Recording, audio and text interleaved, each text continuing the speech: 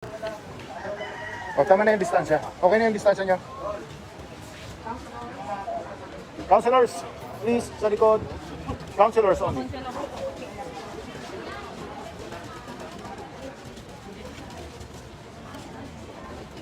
Ilang punong barangay nandito? Ilang barangay chairman dito?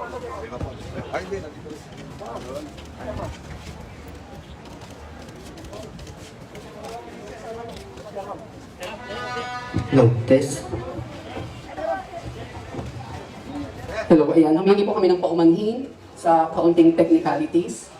Sa kasalukuyan po ay pinipirmahan na po ng ating butihing alkalde.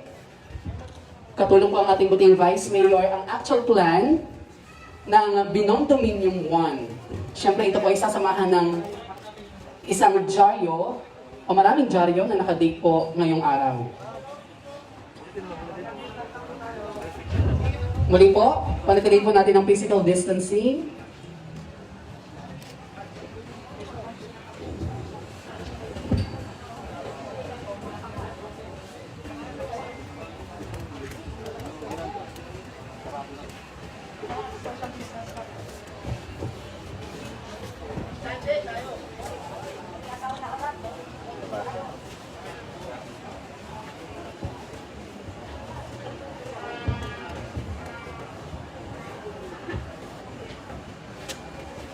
Candy.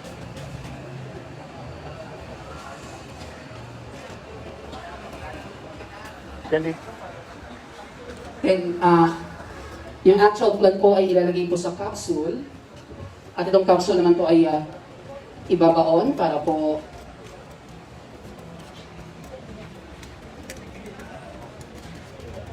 yan.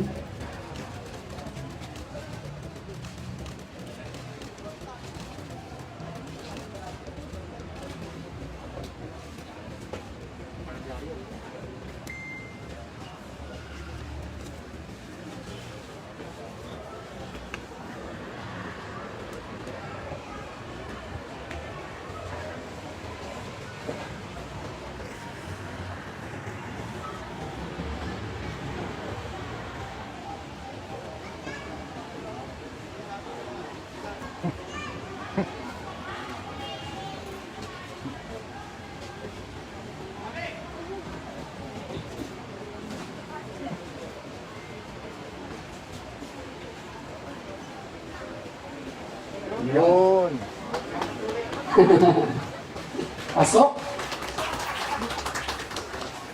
Ngayon naman po ay ilalagay na po yan at ibabaon po.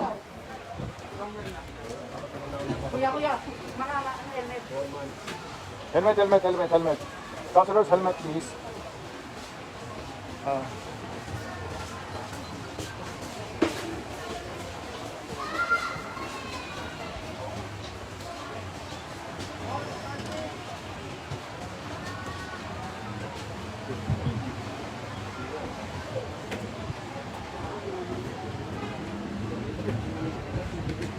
Boy.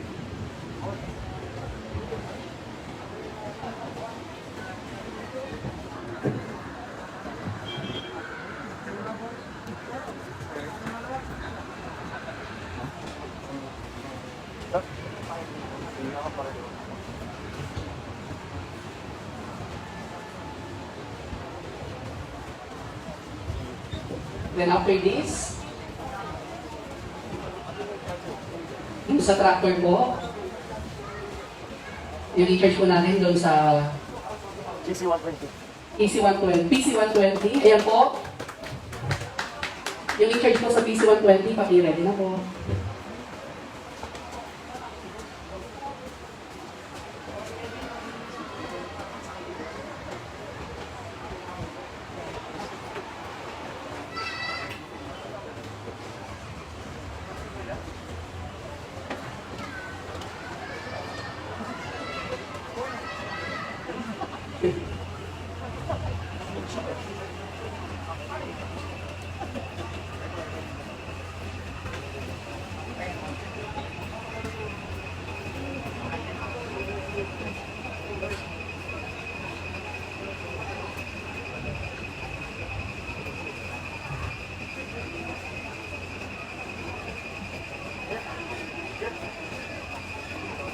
Okay, so muli po palakpakan po natin.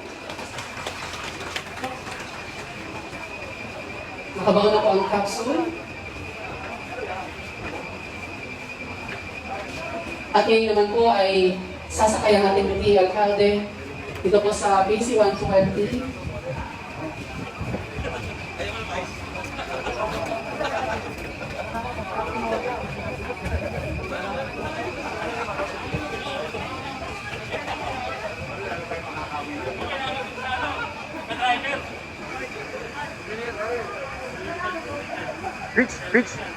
Pichi. Huwag ka na magpapapunta dyan. Tama yung posisyon mo kanina. Sarado. Masarado yung delikado.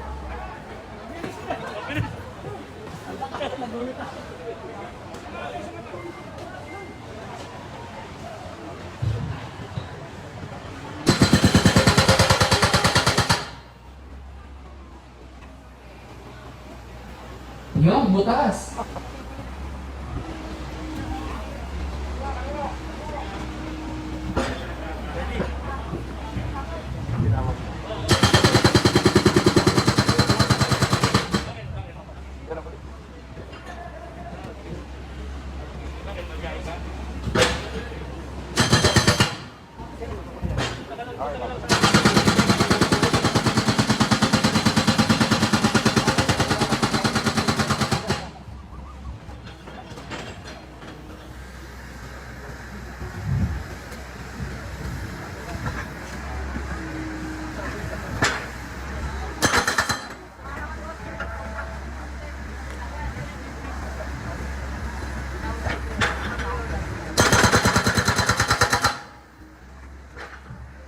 Okay. So palakpakan po natin ang ating buting alkalde.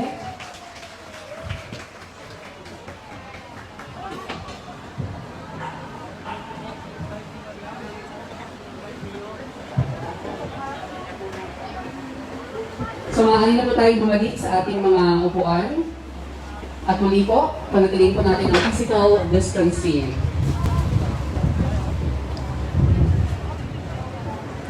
Nais ko pong i-acknowledge muna ang presensya po ng mga taong naging bahagi po ng pagsisimulang ito ng Binomdominium 1. Kapiling po natin Architect Pepito Balmoris, ang kasalukuyang OIC ng Department of Engineering and Public Works. Engineer Randy Sadak, ang ating City Electrician. Ang Officer in Charge ng Department of Public Services, Sir Kenneth Amurao. Ang Direktor po ng Manila Barangay Bureau, Sir Romeo Bagay. Ang Happy po ng SMART, Major Ibay. Kapilingin po natin ang aming napakasipag ng Chief of Staff, Sir Cesar Chavez. Ang ating mga konsehal, kapiling po natin Councilor Apol Nieto, Councilor Fa Hugoso, Councilor Terence Alibarbar, at ang anak po ng ating konsehal Letlet Sarkal, Paul Zarkal.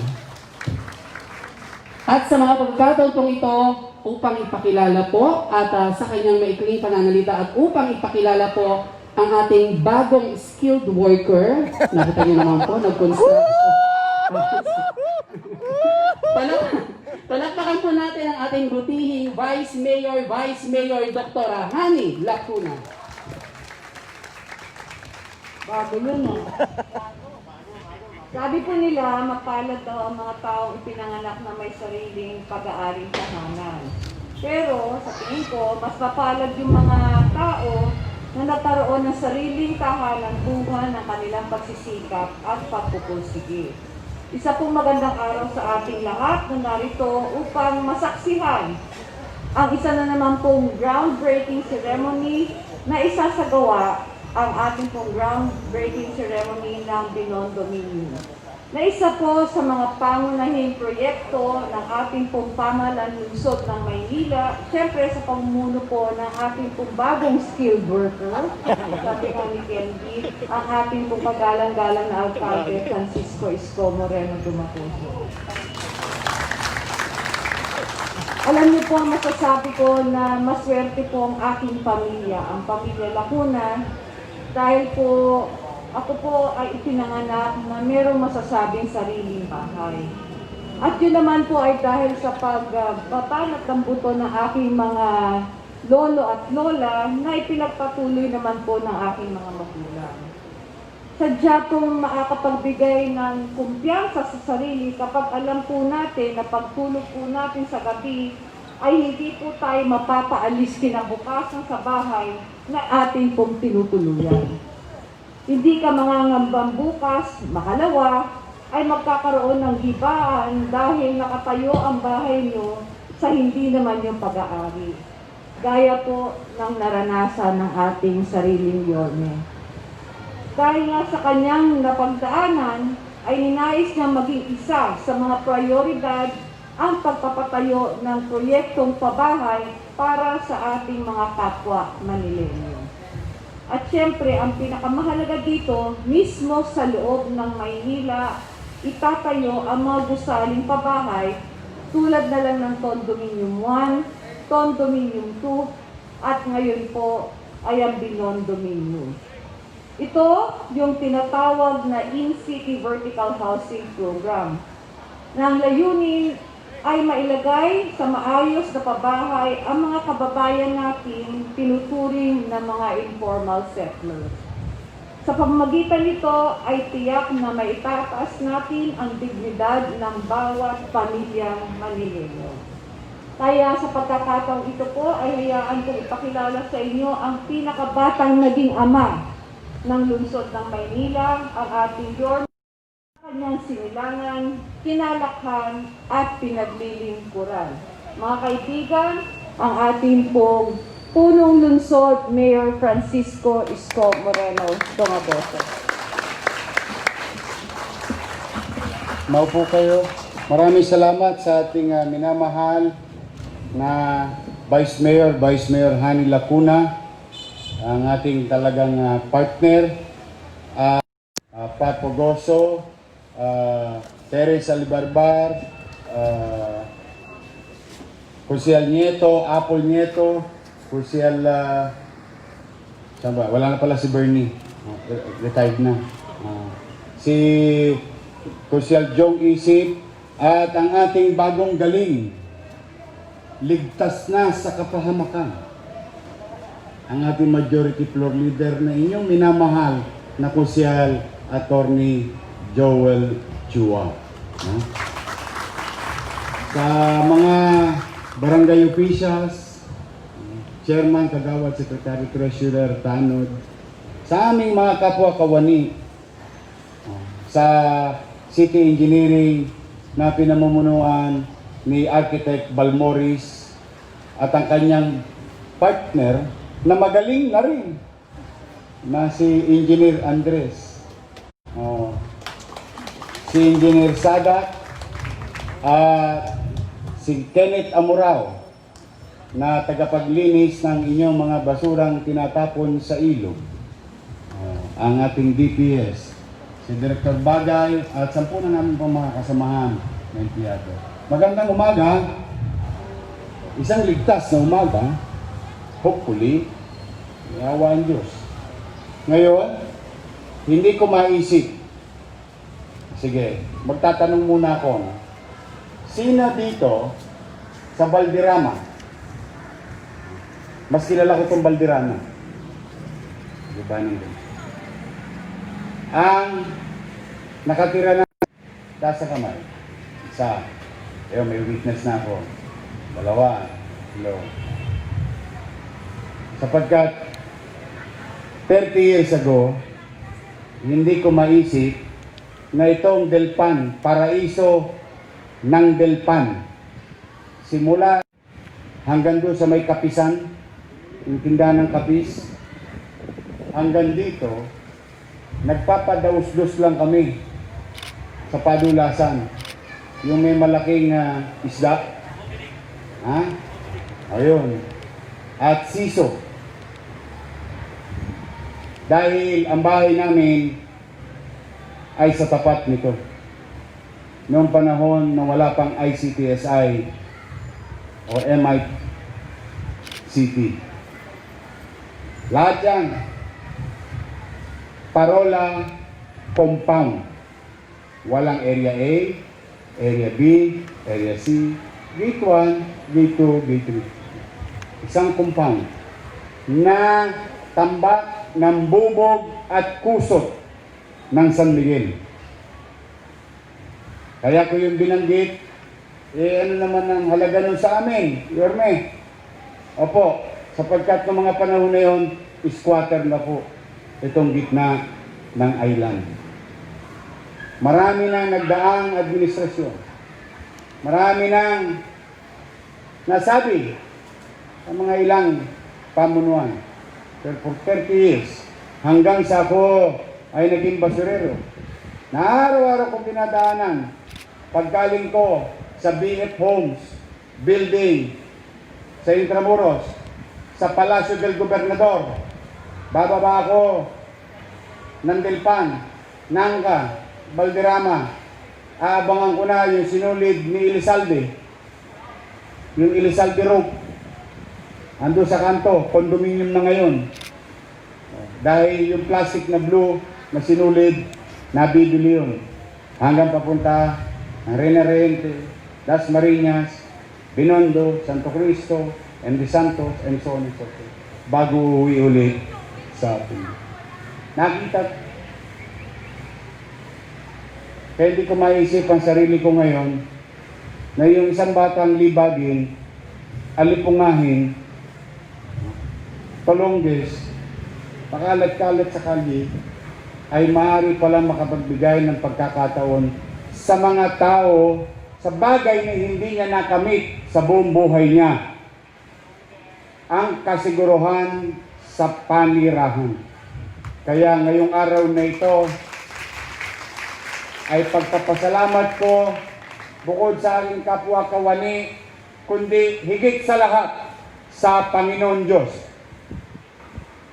Sa mga konsyal na nandito, sa barangay official na nandito, let me refresh your mind. A year ago, I stood at the corner of Labisares, here, in one evening.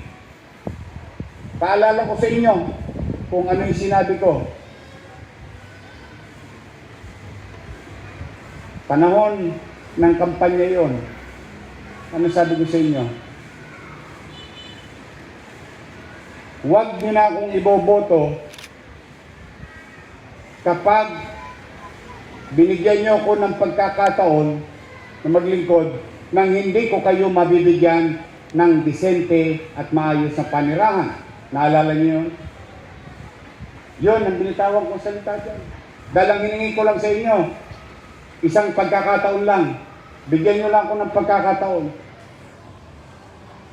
Yung laway na yon, ngayon, tupad laway.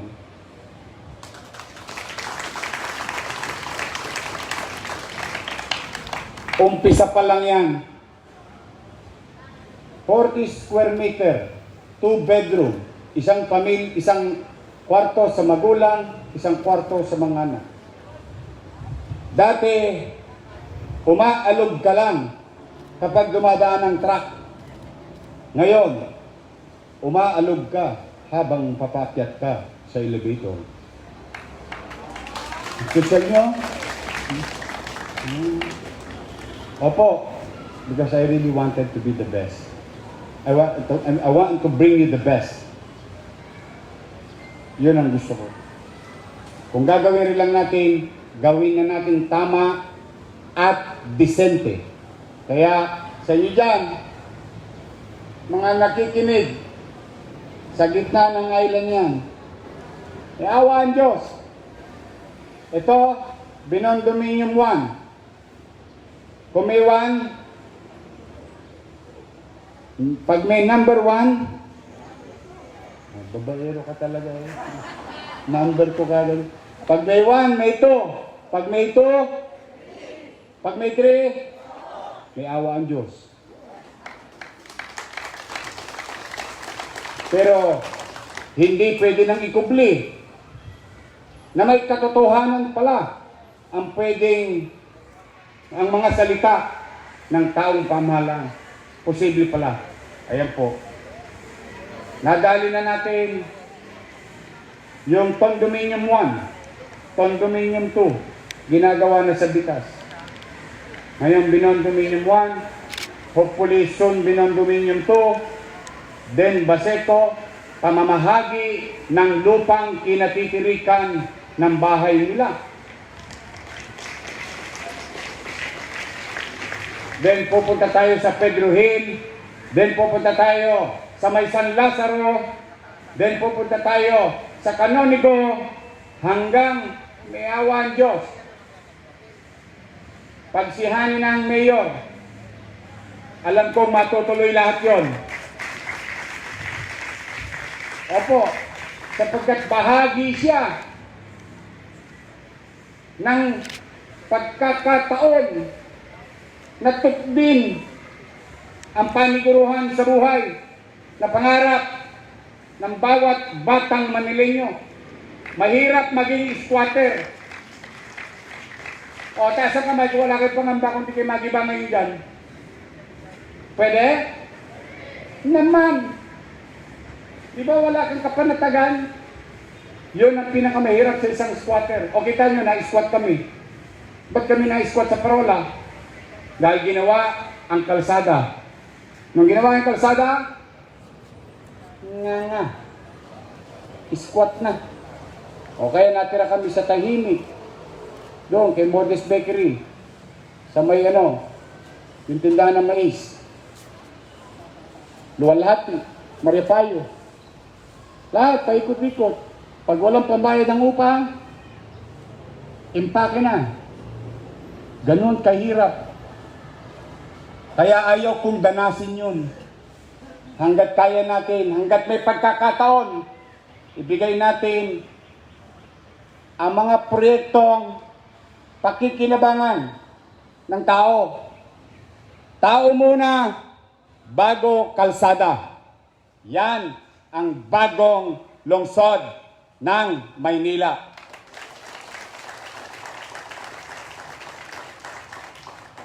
Then let me take this opportunity. Maswerte kayo, mga taga San Nicolas, Binondo. Mamimili ka. Nangka, Wakali. Kayo ba ay may pangamba sa COVID-19? Araw-araw ba kinakabahan ka, tinatanong mo sa sarili mo kung meron ka o wala? O ngayon, sasawatayin ko kahit man lang yung pangamba nyo. Ang Justice Abad Santos, dumating na ang bagong serology machine para mag-mass testing at pwede na kayong mag-walk-in.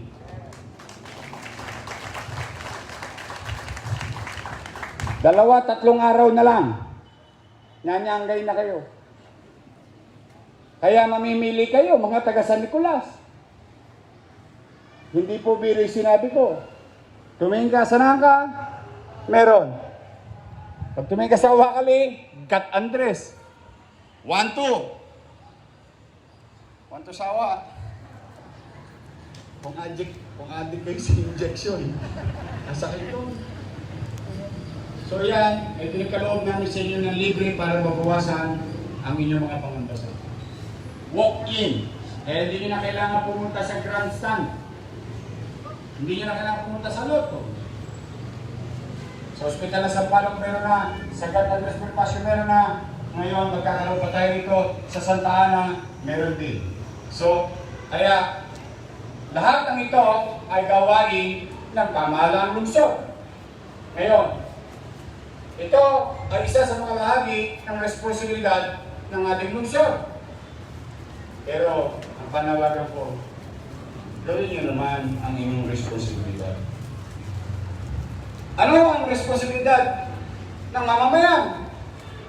Pwede mag-ingat. Di ba responsibilidad niyo sa sarili niyo?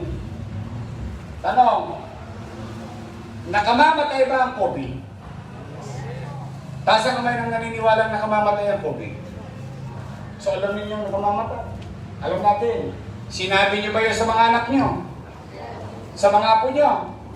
O di papasukin niyo sila sa oblo, huwag niyo sila palabasin. Dahil Dahil hindi nga kayo nahawa. Disiplinado nga kayo dahil kayo may edad na. Yung bata, nasa labas, nahawa, dinala ang virus sa oblo. Hawa-hawa na lahat. Kaya po kailangan natin, kung gusto ninyo magtagumpay ang gobyerno, kailangan kayo rin ay maging kasapi ng laban natin ito. Hindi ko po ito kaya. Hindi po kaya ni Vice Mayor ito. At hindi ko siya lamang. Kailangan ng taong bayan makiisa. Disiplina. Nakakatuwang isipin ng iba sa inyo, meron na ito. Nagbayad ba kayo nito? Tibay? Gawa ng Batang Maynila. Binigyan natin live yung program para makapagbigay ng mga mask. O, mag-mask kayo. Maghugas ng kamay. At yung kapitbahay mong mema sabi lang. Mema pasin lang. Yung kapitbahay mong chismosa. Huwag mo muna kakausapin. Baka may virus yun. Kaya kailangan natin ng physical distancing. So, ingatan ninyo ang inyong mga sarili.